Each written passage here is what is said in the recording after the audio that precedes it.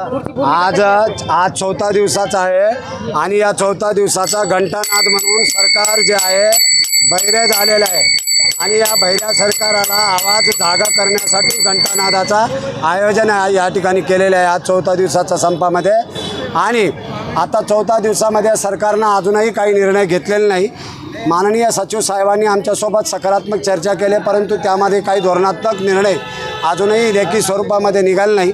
सचिव साहेबाला समोर केले, परंतु मुख्यमंत्री महोदयांनी पाठ फिरवलेले आहे या संपाकडे। म्हणून सर्वदूर महाराष्ट्रामध्ये 17 लाख कर्मचारी फार मोठा आक्रोश निर्माण झालेले आहे। आताच आमची संयुक्त कृती समितीच्या वतीने निमंत्रक आणि घटक संघटनेच्या सर्वांसोबत चर्चा झालेली आहे। सकाळी 7 वाजता आमच्या महात्मा फुले पुतळ्यापासून सोमवारी सकाळी 7 वाजता भव्यदिव्य आक्रोश मोर्चा निघणार आहे।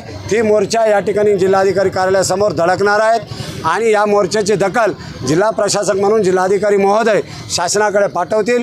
सोमवारी तरी आमच्या काही झोपलेल्या सरकारला जागा जर आला तर बरं होईल, सोमवार जर जागा नाही आला तर आता कंटिन्यू हे 100 दिवसाचा संप चालेल, कारण हे संप आता मागं हटणार नाही असा निर्धार 17 लाख कर्मचाऱ्याचा झालेला आहे।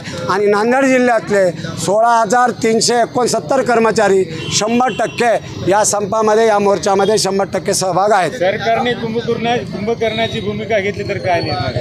अहो, सरकारला जागा करण्यास आहे बघा। कुंभकर्ण जेव्हा झोपला होता तेव्हा रामासारखा कोणी ना कोणी जागा झाले ना, त्याचा वध करायला, त्या कुंभकर्णाचा वध झाला ना हो। म्हणून रामासारखा परशुरामासारखा अवतारी या क्रांतिकारातून निर्माण होईल आणि त्या सरकारचा काय करायचा तेव्हा आम्ही निर्णय घेऊ।